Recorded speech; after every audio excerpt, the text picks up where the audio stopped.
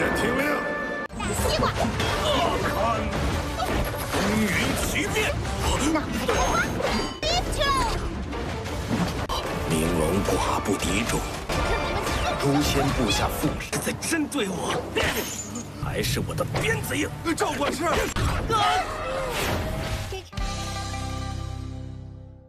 Halo guys, welcome back to Kobe Movie. Hari ini Mimin ada Tonghua baru nih. Mimin pengen kasih kalian lihat apakah Tonghua ini bagus atau tidak. Oke, kalian komen di bawah nanti ya, kira-kira Tonghua ini lanjut nggak nih? Sedikit informasi, Tonghua ini berjudul Tun Tianji. Bahasa Inggrisnya Heavenly Swallow atau dalam bahasa Indonesia artinya menelan langit. Tonghua ini agak mirip dengan Tonghua Tanyun dari sisi gambarnya, cuman ini lebih bagus sih. Ya oke lah, klasik dan lucu. Tapi ceritanya sangat menarik karena akan melawan para dewa dan berhubungan dengan Sun Wukong gitu guys. Si Raja Kera, wow seru kan? So nggak perlu basa-basi lagi, kita pun masuk ke intro ya guys ya. Hehehe.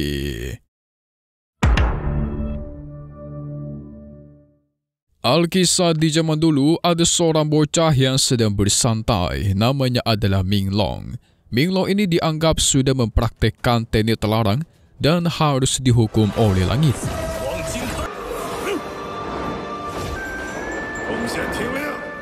Para pasukan langit melancarkan serangan penuh langsung ke arah Minglong.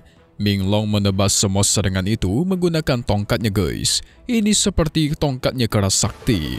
Bahkan keempat dewa penjaga yang terkenal pun itu dipukul habis-habisan oleh Minglong. Serem nih bocah nih, kecil-kecil tapi cabai rawit.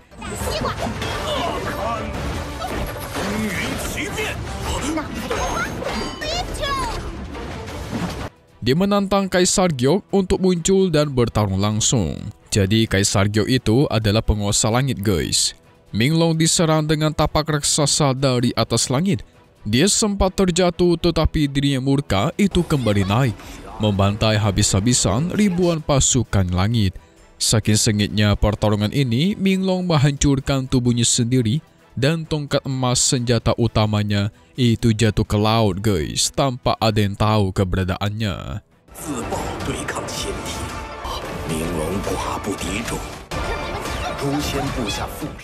Kita beralih ke zaman sekarang setelah ratusan ribu tahun berlalu. Ada seorang pemuda yang sedang disiksa menggunakan cambuk, namanya adalah Hui. Nah, dialah pemeran utama kita. Hui merupakan pelayan rendahan di sekte pedang Tongtian. Dia disiksa gara-gara difitnah guys. Sudah meracuni burung bangau suci. Berkali-kali Hui mengatakan bukan dialah, tetapi pengurus di sini tidak mau percaya. Pengurus ini namanya Cao Chuan. Kakeknya Hui yang bernama Sun Taoqiu, dia terus memohon agar mengampuni anaknya ini. Dan gak lama dari itu, muncullah dua senior yang bernama Se Tuin dan Hui. Mereka adalah para murid terhormat di sekte Tongtian. Bahkan manajer Cao aja itu sampai mengelap sepatu mereka ketika sampai guys. Se Tuin memfitnah kalau Hui sudah meracuni burung bangau suci miliknya Ling Er. Sampai akhirnya, kakek Sun bersujud. Dia mengaku kalau dialah yang sudah membuat bangau suci itu meninggoy, gara-gara kelalaiannya dalam merawat sang burung. Se Tuin menyerang dia sampai terpental. Hui meminta agar dia sajalah yang disiksa karena bukan kakek pelakunya. Semua cambuk itu langsung mengarah ke tubuhnya guys. Sampai akhirnya dia memutuskan untuk melawan. Tapi sayang dirinya kurang kuat nih. Berakhir ditusuk di dada sampai meninggal guys. Selepas menghabisi Hui, Se Tuin pergi begitu saja. Dia malah berpikir, untung aja darah kotornya Hui tidak mengenai bajunya. Wah kacau ini, orang sombong banget, arogan nih.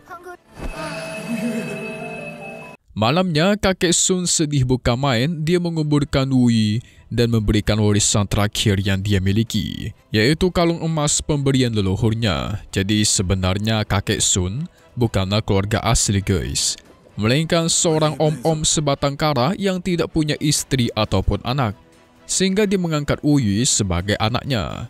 Jadi bukan kakek atau bapa asli ya guys. Jiwa Wu Yi pun terjatuh ke sebuah lubang neraka. Dia tidak terima dan ingin hidup kembali. Apalagi setelah dia mengingat orang-orang yang dia benci dan dia cintai. Wu Yi tidak terima harus mati seperti ini. Dia bertekad keras untuk bangkit kembali. Wu Yi. Sampai akhirnya, dia mendapatkan sebuah berkah dari kekuatan misterius yang merasuki tubuhnya. Tubuh keabadian, teknik terkuat, bahkan segel dharma, kekuatan surga dan bumi, itu semua masuk ke dalam tubuhnya guys. Dan banyak lagi. Yes, benar, itu semua adalah kekuatannya Sun Wukong, si Raja Kera. Jiwanya Wu Yi pun dibawa untuk melihat dunia langitnya sangat indah. Nah, kekuatan Sun Wukong itu merasuki dia ketika warisan kalung diberikan kepada dirinya guys, oleh kakek Sun. Sementara Wu Yi lagi sibuk dibangkitkan, kakek Sun malah diincar oleh pengurus Cao. Padahal Wu Yi udah mati, tapi Cao Chuan masih pengen menghabisi kakek Sun, biar menyusul anaknya. Tapi tiba-tiba tuar. Peti mati Wu Yi terbuka dan dia keluar dari kubur. Yes, benar, Wu Yi kita berhasil bangkit dengan kekuatan Sun Wukong guys, mantap. Cao Chuan ingin membantainya untuk kedua kalinya dan tuar.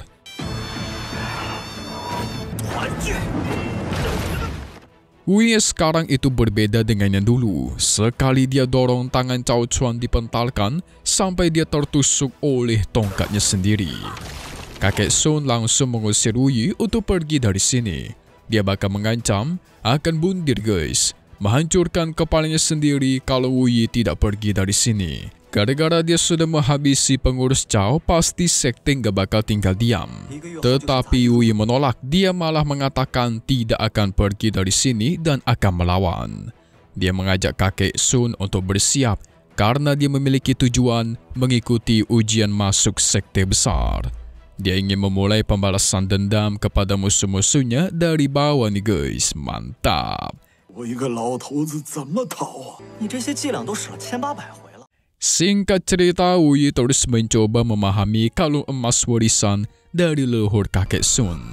Kalung inilah yang sudah membangkitkan dia guys. Sampai akhirnya tiba-tiba jiwanya Wu Yi itu dibawa ke sebuah tempat. Di tempat ini terdapat patung Sun Wukong yang begitu besar. Dan dia mendengar ada suara anak kecil yang mengatakan kalau Wu Yi sudah mendapatkan warisan dewa tertinggi. Yang ternyata setelah dicari sumber suaranya, itu berasal dari Minglong guys. Wow, ternyata dia masih hidup jiwanya. Minglong memperkenalkan dirinya sebagai siluman terkuat ratusan ribu tahun yang lalu dan paling ditakuti di seluruh dunia, mau itu langit bahkan bumi. Wadidaw, tapi dia seperti bocah gitu guys sifatnya di sini. Nah, semenjak itu Minglong pun mengajari Wu Yi cara kultivasi dan teknik-teknik dasar. Sedikit info, ranah paling rendah di sini dimulai dengan tahap penempaan tubuh. Ada 3 level. Level pertama memperkuat tulang, level kedua memperkuat organ, dan level ketiga memperkuat jiwa. Dalam waktu sebulan lebih, Wu Yi berhasil menguasai itu semua.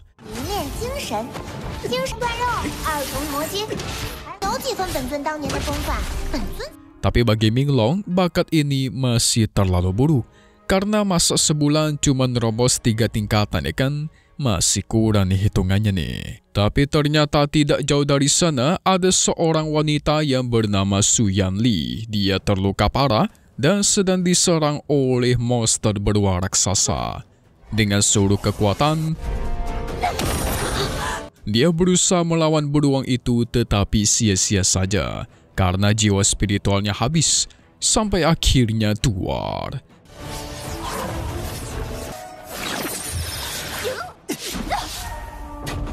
Muncullah Wu Yi yang datang membantu. Segera dia membawa kabur Su Yanli pergi dari sana, tetapi sang beruang terus mengejar tanpa henti. Sembari kabur, mereka berdua saling berkenalan guys. Minglong malah menyuruh dia untuk bertarung melawan beruang tersebut.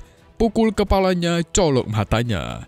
Dan pada akhirnya mereka sampai ke ujung tebing. Keduanya mau tidak mau bekerja sama melawan sang beruang raksasa dan tuar. Serangan tusukan tongkat pembuka langit milik Ui itu berhasil melumpuhkan sang beruang raksasa. Tapi sial, tubuh dari si beruang itu malah menjatuhkan mereka dari atas tebing guys, menimpa mereka dan ikut terjatuh. Aduh, ada-ada saja nih. Malamnya Ui membuat api unggun dan membuatkan ikan bakar.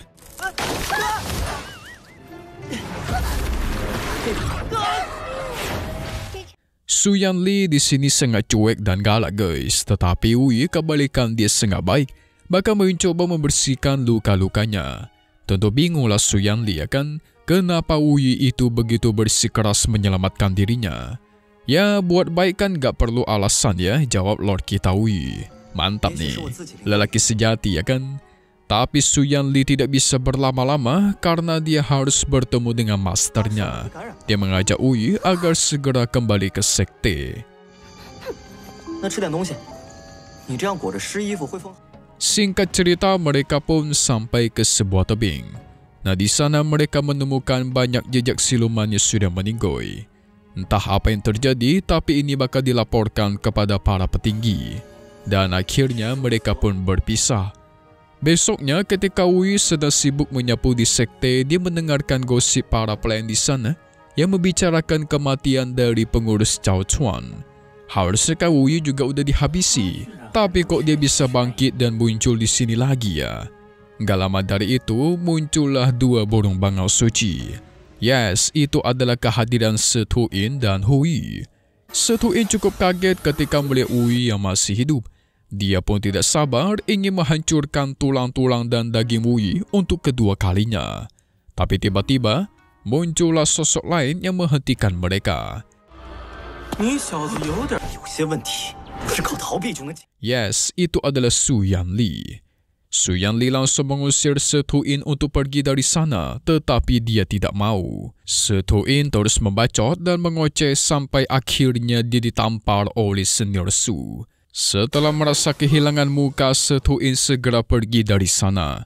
Begitu juga dengan senior Su. Ui pun aman dari masalah guys, mantap. Ini kayaknya calon-calon apa ini ya? Asmara ke Cie?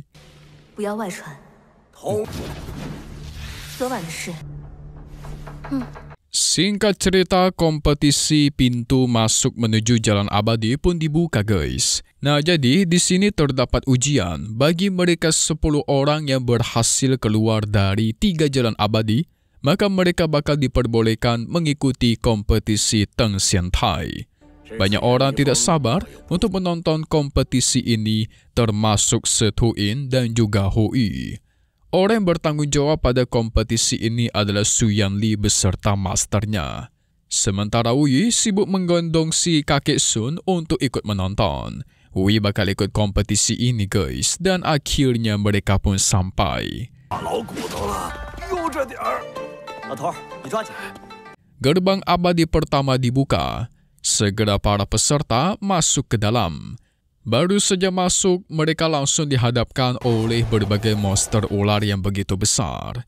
Tapi Ui dengan mantap guys, membantai para monster yang dianggap terlalu lemah. Dia tebas semuanya sampai meninggoy. Ada satu wanita yang dijebak oleh seorang pria jahat. Untuknya, Ui datang membantu ketika di masa-masa genting. Nama wanita ini adalah Qing Mang. Qing Mang sangat gesit dalam menghindar. Dia sudah menguasai yang namanya langkah teratai.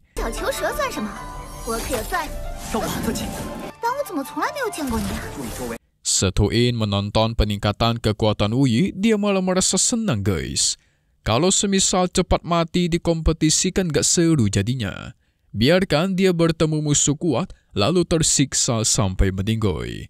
Wah, awas aja nih orang nanti ya, biar dia kena batunya. Tidak lama dari itu muncullah kakaknya Se Tuin yang bernama Se Tukang. Dia orang yang sangat tegas dan sangat kuat.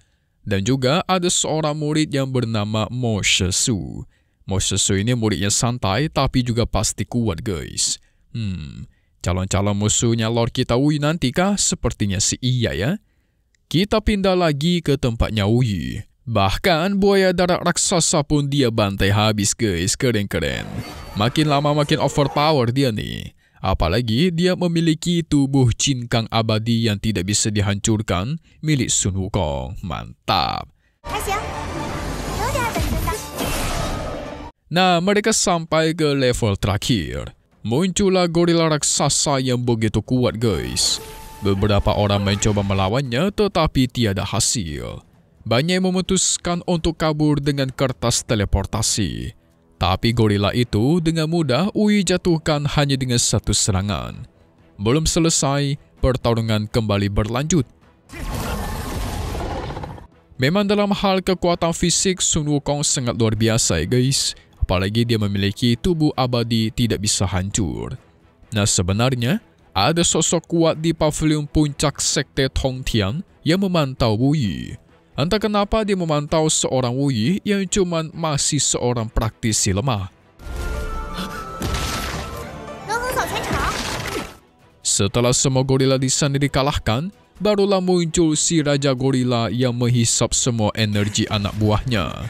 Semua praktisi di sana pun menyerbu dengan serangan terkuat mereka guys. Tetapi hasilnya malah dipentalkan.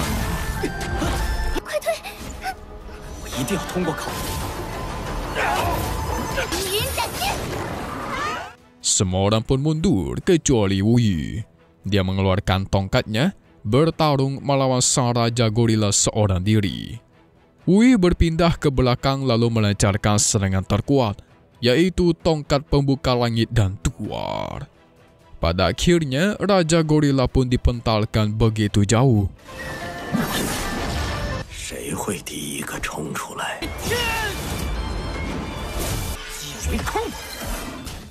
Sementara itu di luar, orang-orang sudah pada penasaran siapakah yang bakal keluar duluan nih menjadi pemenang. Setuin gak percaya Wuyi bakal selamat secara dia cumalah krocos sampah.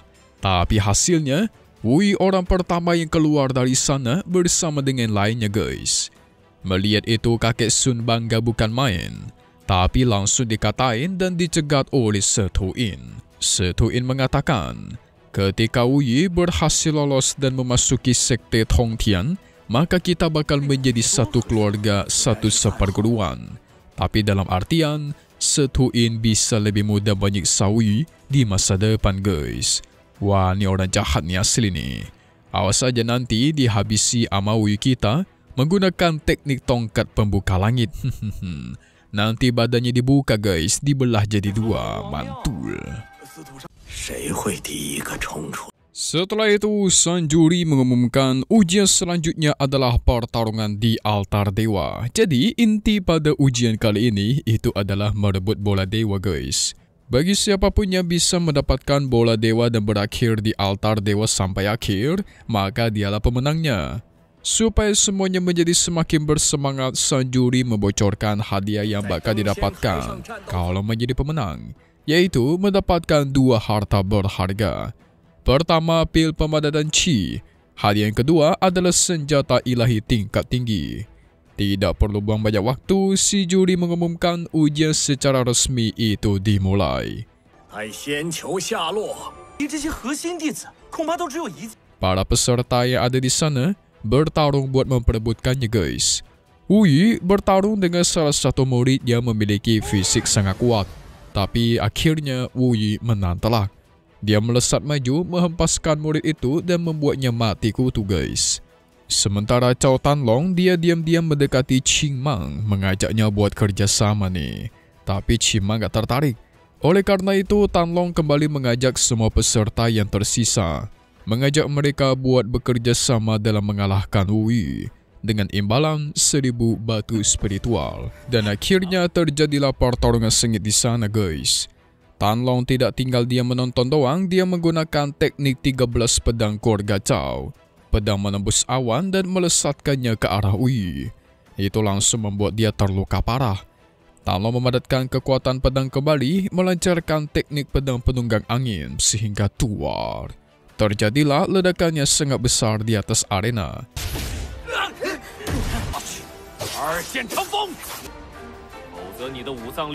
Ternyata Qing Man itu turun tangan menahan serangan tersebut guys. Dia membantu karena Wuyi sudah menyelamatkan dirinya di ujiannya sebelumnya. Tapi tetap saja yang namanya dikeroyok, Cimang juga pasti kesulitan. Melihat ada kesempatan, Tan Long pun melesat ke arah Wuyi ingin menghabisinya guys. Namun apa yang terjadi? Di dalam kesadaran spiritualnya, Wuyi mengeluarkan aura pedang yang sangat kuat, sampai-sampai Minglong terganggu gara-gara terlalu berisik. Dia membantu Wuyi mengendalikan kekuatan tersebut dan tuar. Tubuh aslinya yang berada di atas arena memancarkan kekuatannya sangat kuat, langsung menerobos ke tingkat 5. Alhasil dia pun kembali maju dan menghajar semua peserta yang ada di sana. Tan Long tidak mau kalah, kembali mengumpulkan kekuatan dan memunculkan naga untuk menyerang. Wuyi juga sama guys, melancarkan tekniknya untuk menghempaskan si Tan Long. Pada akhirnya, dialah yang mendapatkan bola dewa dan menjadi pemenang guys. Sanjuri pun bertanya senjata ilahi seperti apa yang diinginkan oleh Wuyi. Wuyi memilih tongkat. Dan akhirnya secara resmi Wuyi menjadi murid dari Sekte Pedang Tongtian.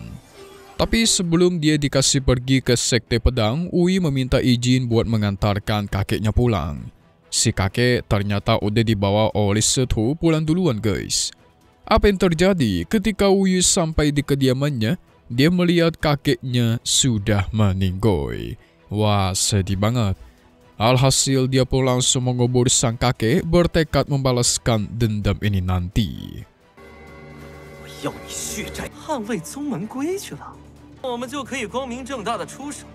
Di sisi lain yaitu Setuin, dia sedang berkumpul dengan teman-temannya. Senang dia guys, karena berhasil menghabisi kakeknya Wuyi. Gak lama dari itu Wuyi pun datang menghampiri. Langsung padatkan kekuatan, memancarkan aura yang menyeramkan. Sayangnya itu nggak membuat Setuin takut. Dia malah meledek si Wuyi dan menjelaskan gimana cara dia membantai kakeknya. Dia bahkan menyuruh pasukannya agar segera menghabisi Wuyi. Wuyi murka guys. Tidak peduli siapapun musuhnya itu akan dia habisi. Pada akhirnya terciptalah pertarungan antara Wuyi melawan Setuin. Awalnya Setuin kuat. Dengan kekuatan es aja dia berhasil menghentikan pergerakan Wuyi. Tapi Wuyi yang terus menerjang. Teknik pembuka langit menghempaskan Setu bahkan membuat dia terluka parah. Dalam waktu singkat dibalikan keadaannya oleh Wuyi. Tentu Setuin ketakutan guys. Namun ketika Wuyi ingin membantainya secara tiba-tiba, kakaknya yaitu Setu Kang itu menghadang. Setu Kang ini sudah berada di ranah penempan tubuh tingkat 7. Dan akhirnya terjadilah pertarungan sengit di antara mereka. Setu Kang dengan kekuatan es juga terus menyerang Wuyi. Tapi Wuyi nggak mau kalah guys, membalas. Gara-gara terlalu kuat, Wuyi pun melakukan pertukaran darah dengan memaksa dirinya sampai menerobos ke tingkat 6. Tentu semua orang menyaksikannya kaget. Dan sekarang Setu Kang lah yang dipojokkan.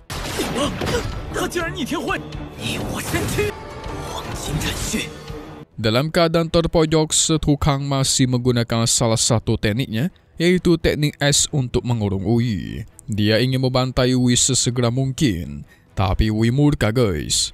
Memanggil sosok naga dan melancarkan serangan balasan. Terjadilah adu kekuatan di antara mereka.